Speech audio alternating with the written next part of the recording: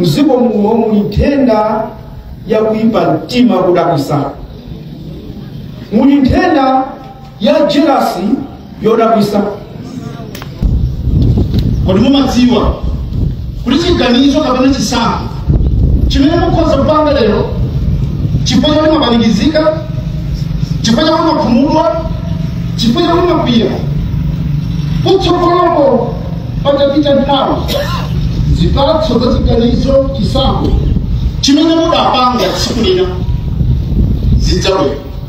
Atangomalizatu kuyankhula Dr. Michael Ussi anakumana nawo tuulaliki umenetu anawadziwitsa kunena kuti tu zisankho zimene wachita lero mawa zimadza kuonekera. Kodi amatanthauza chani mulaliki ameneyi? Sanasiyetu munthu kodi amayankha za kuipa mtima kumene Dr. Michael Ussi amakutchula poyamba paja. Tatiye timvere zimene Dr. Michael Ussi ayankhula, kenako timve ulaliki umene mbusa ameneyi analalika kumaliro a Chikumbutso Mtumodzi. Musayiwale kupanga like, comment komanso subscribe. Pepani abanja lopelwa, pepani Honorable Richard Chipoluganda, MP and Local Government, komanso amene muli Secretary General a chipani cha Malawi Congress Party, nduna zonse pepani, Madam Colleen Zamba, a Secretary of the President and Cabinet, ndi also village to Zaboma, Honorable Halima Daudi, amene muli Member of Parliament for the South East constituency, ndi ba MP onse amene ali pano, Councillor Gift Ngono Songea, amene muli a chairperson Arua District Council, ndi ba councillors onse amene ali pano, TA Mkula, ndi mafumu onse, anzawo a Chikumbutso Mtumodzi, akuluakulu a mpingo, amayi ndi abambo pepani. Uthenga woyamba umene ndili nawo ndiochokera kwa a President a dziko lino Dr. Lazarus Makape Chakwera, opepesa kwambiri chifukwa chotaya mwana wawo amene amagwira ntchito mboma mmene analagwira Madam Colleen Zamba. Ine sindilankhula zambiri, ndiyake kuti zimene alankhula anduna athu amauma ang'ono, Honorable Richard Chipoluganda, zonsezi ya zamveka, koma mundilole kuti ndinene mawu awa kunena kuti pamene andale ogwira ntchito za boma akumana ndi ampingo kumakhala kuchalichi kapena kumaliro, ndiye amene amakhala ndi mpata olankhula zofuna zawo amakhala ampingo. Ife aboma andale sitimayankha timati ndiwozozedwa wa Ambuye, ndiponso zikhala choncho. Koma pandimati ndipemphe kuti pamene mukutilankhula,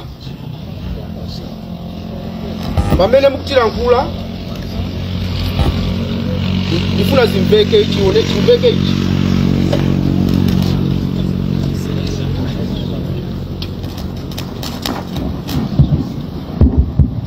Ndimati ndipemphe ichi, kuna kuti Malawi muno muli nthenda ina yake imene kwambiri.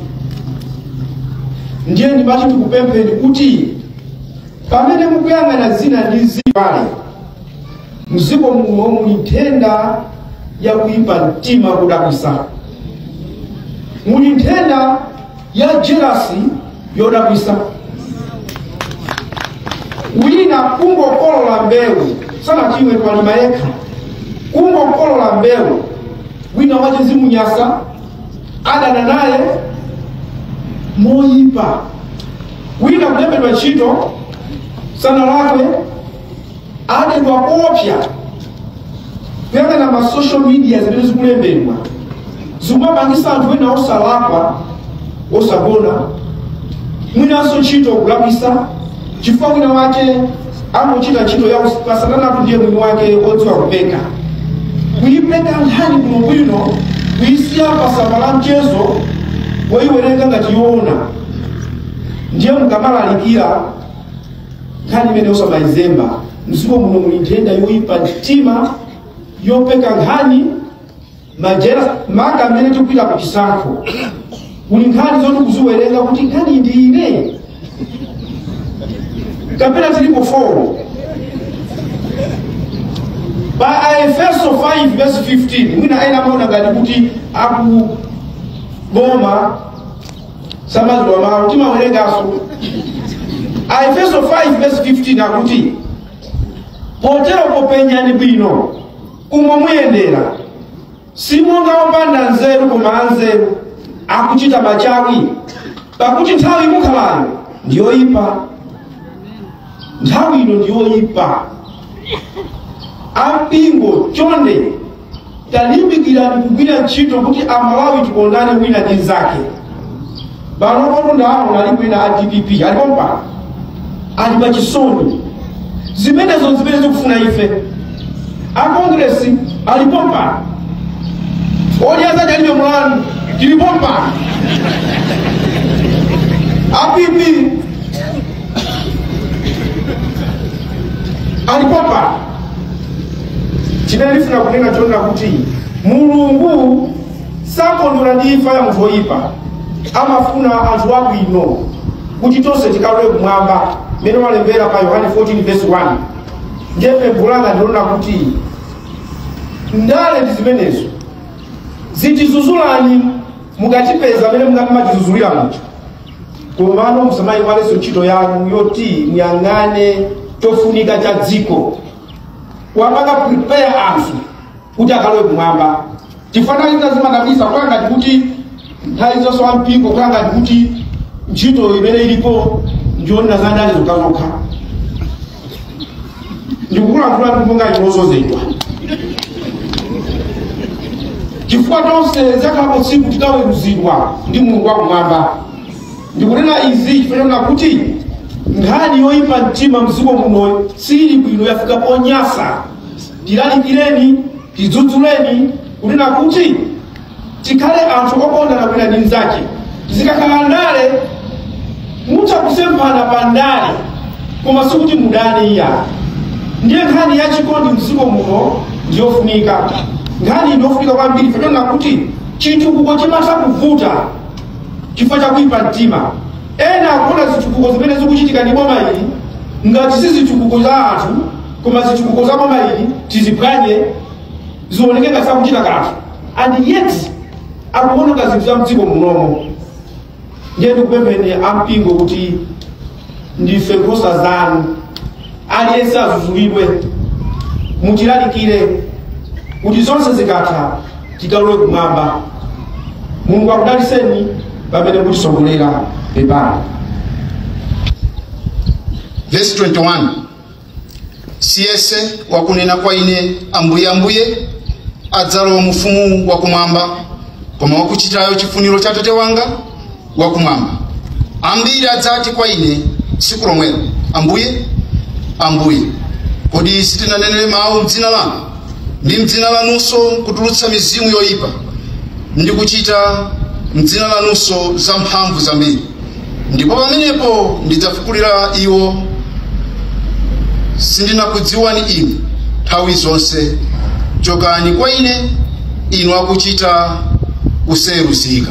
Mulungu wamkulu wabwino adalitse kuwerengedwa kwa mawu ake ndipo kwa iye kukhale ulemu ndi ulemerero ku nthawi zonse kwa ife ana ake amene tikamva mawu Mulungu timawasunga ndi kuachita kukhale madalitso. Amen. Tiyeni tipemphere. Awa ndiwo mawu anu amene Mulungu mudawapereka kwa anthu okhala pa nkhope ya dziko lapansi kuti pakuamva kuwasunga ndi kuwachita akakhonze kukoza mitima yawo makhalidwe awo njira zawo nakachita nthawi zonse mogonjera inu ndikukwaniritsa kuchita chifuniro chanu kuti kukakhale bwino ndiwo. Chifukwa chake mutithandizire makamaka pamene inu Mulungu Mzimu Woyera mphunzitsi wamkulu mutenga ulamuliro wa kutiphunzitsa, kutilangiza, kutichenjeza kuti tikakhale okonzeka monga amene Mulungu mufunira. Mu dzina la mphamvu la Mbuye wathu Yesu Khristu pemphera. Amen.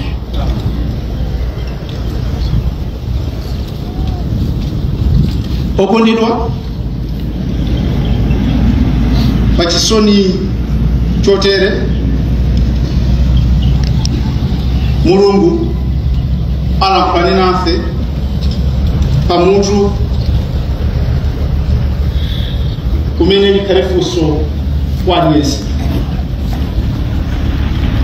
Funso lakuti kodi mumadziwa kunena kuti chiganizo chilichonse kapena chisankho chilichonse chimene mukhoza kupanga ngati munthu, ngati banja, ngati dera, komanso ngati dziko, tsiku lina kutsogoloko zipatso zake zidzakupezani.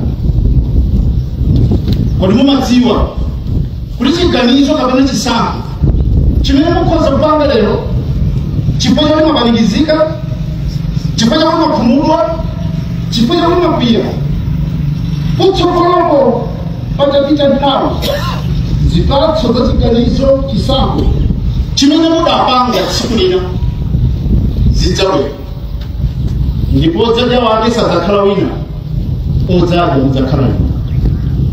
Okondedwa, tawerenga ndime ziwiri chokera m'buku la Genesis.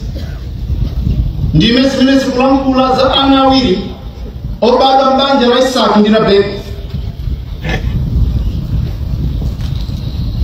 Tawuzidwa awa ndi ana obadwa.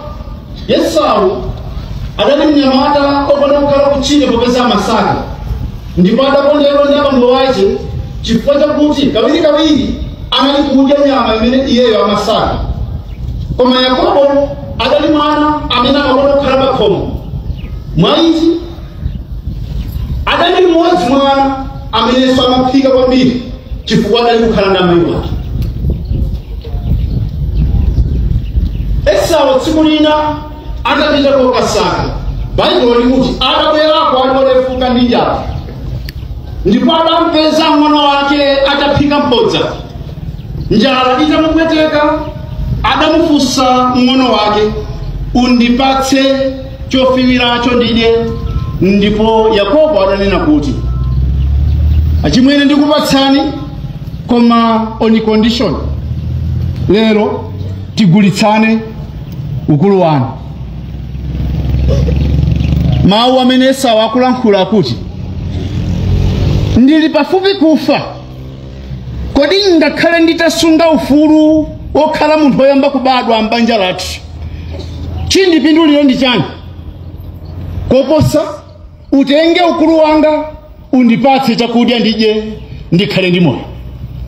Baibulo likufotokoza zidachitika motero, ndipo ndime yotsiriza ikuti, chotero Esau adanyoza ukulu wake.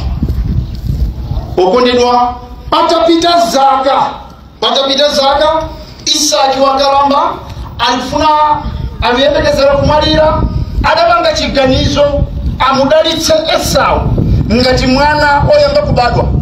Ndipo adamuuza, upite kutchire ukasake nyama ubwere nayo, udzandikozere chakudya monga amene umachitira nthawi zonse. Akulankhula izi, Baibulo likufotokoza amayi wake adamvetsera, adachita changu ndi kukamuuza Yakobo, thamanga undibweretsere timbuzi tiwiri ndikukozere chakudya chakuti ukapereke kwa tate wako kuti akudalitse. Yakobo adayesera kudandaula kuti kutheka adzandizindikira m'malo molandira dalitso ndidzatembereredwa. Koma Rebeka adamulimbitsa mtima, pita ngati ndi temberero libwere pa ine. Okondedwa, Yakobo adapita ndikukakoza chakudya chokolera ndikudzampatsa tate wake, adamudalitsa. adatha kumudalitsa akutuluka mnyumba ya bambo wake. Bible likufotokoza kuti Esau oyamba kubadwa koma amene adagulitsa ukulu wake adafika ndi nyama yake, adayikoza adakafika kwa tete wake nanena kuti adzuke tate wanga adi nyama ya mwana wake kuti amudalitse. Pamenepo Isaki adayankha namuwuza, ndiwe yani popeza anadza wina ndamudalitsa m'malo mwako. Yakobo adazindikira, Esau adazindikira kuti amene wachita ichi ndi Yakobo, ndipo alutero akuti n'chifukwa chake adamutcha dzina lakuti Yakobo. Adandilanda ukulu wanga apa wandilandanso madalitso wanga. Okondedwa ndi Mateo kunena kuti poyondola nkhaniyo dalitso limene limafika liperekedwe kwa Esau, tikhoza kuona ngati Yakobo adaba dalitso la Esau. Koma nkhani yakuti nthawi ina yake munyengo ina yake Esau atapanikizika ndi njala, Esau atavutika, adauona ukulu wake osafunikira, adapanga chiganizo chogulitsa. Sadalingalire zakuti kutsogolo ukulu wake usafunika ngati njira yakuti dalitso lake libwerere. Okondedwa, idafika nthawi imene abayembekezera akhoza kulandira dalitso. Idafika nthawi imene abayembekezera akhoza kukhala ndi zimene amene akhale nazo, koma sizidatheke. Chifukwa chiyani? Nyengo ina, siku lina, nthawi ina adalephera kupirira, adagulitsa zimene samenera kugulitsa, adalephera kudziretsa, adataya zimene samafunika atataya, adalephera kudzigwira, adagulitsa gwero la madalitso ake. Ndimati ndikufunseni ngati munthu kunena lero mukhoza kupanga chiganizo muli wapsa mtima, lero mukhoza kupanga chiganizo muli okhumudwa, lero mukhoza kupanga chiganizo chifukwa chakuti zinthu sizikuyenda. Koma funso, kodi mumakumbukira kuti liliponso tsiku, iliponso nthawi imene simudzakhala wapsa mtima, koma chiganizo chimene mwapanga muli wapsa mtima lero zipatso zake zidzakulondola. Haleluya. Lero mukhoza kupanga chiganizo chowapondereza ena chifukwa chakuti muli ndi mphamvu, muli pa udindo, ndipo anthu ali pansi pa ulamuliro wanu. Koma kodi mukukumbukira, mukuganizira kuti tsiku lina simudzakhalanso pa udindo, tsiku lina simudzakhalanso ndi mphamvu, mudzafuna ena kuthandizeni, koma chiganizo cha zimene mwapanga lero tsiku lina zipatso zake mudzadya. Okondedwa, mudzawaona anthu amene alenga madalitso amene mwafuna mutenge inu ngati okuponderezani, koma chidzakhala chifukwa chakuti kumene muchokera mwayiwala zimene mudachita. Mudzawaona anthu amene alanda chimene chinali chanu, ndipo mudzawatenga amenewo ngati oyipa, ngati anthu opondereza, koma nkhani idzakhala yakuti kumene muchokera mudachita zina, zimenezo zidzakhala zosokoneza tsogolo lanu. Okondedwa, lero tikhoza kukhala ndi chimwemwe ndikupanga chiganizo chifukwa chakuti tili okondwa kwambiri, koma timafunika kuti tisayiwale lilipo tsiku lina limene simudzakhala okondwa. Mumafunika muzindikire, mukamakapanga chiganizo popeza makondwa, zotsatira zipatso za chiganizo chimene mwapanga lero tsiku lina zidzabwera muli okhumudwa, tsiku lina zidzabwera muli okwiya. Kodi zimenezo zikamadza kupeza mudzakhala munthu wa mtundu wanji? Okondedwa, tamverani. Baibulo likuti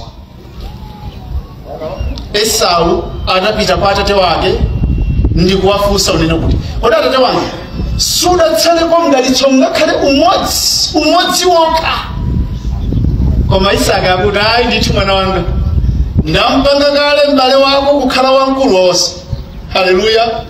Ndalamulira kale mame pa iye, dalitso lililonse limene landipereke ndampatsa, ndipo ndampanga iye akhale odalitsika. Ndalengeza pa iye kuti aliyense amene adzakudalitsa adzakhala odalitsika, aliyense amene adzakutemberera adzakhala otembereredwa. Okondedwa, Baibulo likuti Esau adalira koma kulira kwakukulu. Kulira kwakukulu chifukwa chiyani? Tsiku lina, chaka china chake, mu nyengo ina yake, njala ya tsiku limodzi adalephera kupirira. Haleluya. Ukamapanga chiganizo nthawi zina umakhala munthu amene sungathe kufuna kumva zolankhula zako. Ukamapanga chiganizo nthawi zina umakhala munthu amene sungafune kulandira upangiro kuchokera kwa ena. Komano nthawi yakudya zipatso za chiganizo chimene udapanga ikafika, misozi imatsika.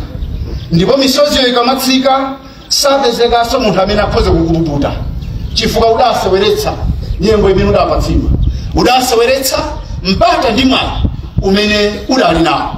Okondedwa, Ambuye wathu Yesu Khristu akulankhula ndi ophunzira wake ku Mateyu chapter 7 ndi verse 21, 22, 23. Akunena kuti siyese wakunena kwa ine Ambuye adzalowa mfumu wa Mulungu, koma anthu okhawo amene iwowo akakhala akuchita chifuniro cha Mulungu wamphamvu yonse. Ndi akuti koma ambiri tsiku ilo adzafuwula nanena, adzayandikira kufupi ndi mpando wachifumu. Ife tidachita zazikulu m'dzina lako, ife tidachiritsa odwala m'dzina lako, ife tidachita zodabwitsa m'dzina lako. Ambuye Yesu adzalankhula mawu, chokani kwa ine inu akuchita kuseruzika sindikutalini sindikudziwa. Haleluya. Okondedwa, ni matero mukhoza kuoneka ngati opemphera, koma lero timafunika kuti tivomerezane. Chimene Mulungu akufuna ndi kuyembekezera ndi kulakalaka sikuona anthu amene akhoza kungotchedwa Khristu. Akufuna kuona anthu amene adapanga chisankho chokhala ana a Mulungu, amene akamakhala moyo uno, akamakhala mdziko lino, akuganizira, akukumbukira, lero ndili ndi moyo koma mawa sindidzakhala ndi moyo. Lero zinthu zili bwino koma mawa zinthu sizikhala bwino. Lero zinthu zikuyenda koma mawa zinthu sizidzayenda. Kaganizidwe ka mtundu umenewo ndi kamene anthu otchedwa opemphera anafunika azikhala nako, anafunika azilingalira, anafunika azikalondola ndi kukatsata. Si wonse amene adzanena Ambuye Ambuye adzalowa mu ufumu wa Mulungu. Funso, ndi zinthu ziti zimene inuyo ngati munthu mukamapanga lero anthu akhoza kukuchemererani, anthu akhoza kukutamani, anthu akhoza kumakomberani manja, anthu akhoza kumakumembedzani, koma lilipo tsiku lina, ilipo nthawi ina imene inu ndi ine tidzafuna tidzachiridwe chifundo, koma sikudzatheka kuchiridwa chifundo chifukwa tsiku lina tidapanga chiganizo chimene sitimenera tipange. Nthawi ina tidapanga chisankho chimene chidali cholakwika, chosayang'ana mawa. Ambuye atithandize ngati munthu, ngati banja, ngati dera, ngati dziko. Popeza tikapanga chiganizo, tikapanga chisankho, kulibe munthu amene samapanga chisankho chosintha zotsatira. Haleluya. Chisankho chimene wapanga zotsatira zake zimakulondola. Ukapanga chisankho chabwino umatsatidwanso ndi zotsatira zabwino. Ukapanga chisankho cha nzeru, zotsatira za nzeruzo zimakupeza. Ukapanga chisankho cholakwika, zotsatira za chisankho cholakwika zimakupeza, ndipo umadzanong'oneza bondo nthawi itatha. Lero tikhoza kupanga chisankho chakuti sitingafunike kumapita kuchalichi, ndipo machalichi ndi ambiri. Sitingafune kukhala mmodzi mwa anthu opemphera, koma tsiku ngati la bambo wathu, tsiku ngati la mbale wathu, tsiku ngati wa khristu zathu okondedwa tidzafuna tikadakhala mmodzi mwa anthu opemphera koma tidzakumbutsidwa uli ku dziko udali ndi mpata udali ndi nthawi imene ukadatha kuchitira zonsezo koma sudathe kugwiritsa ntchito okondedwa tikagwiritsa ntchito nthawi yathu molakwika tidziwe zotsatira zikubwera zimene tsiku lina tidzazilandira odala iwo amene akamakhala amazindikira akuyenera kuchita mwanzeru kuti mawu adzakhale okondwa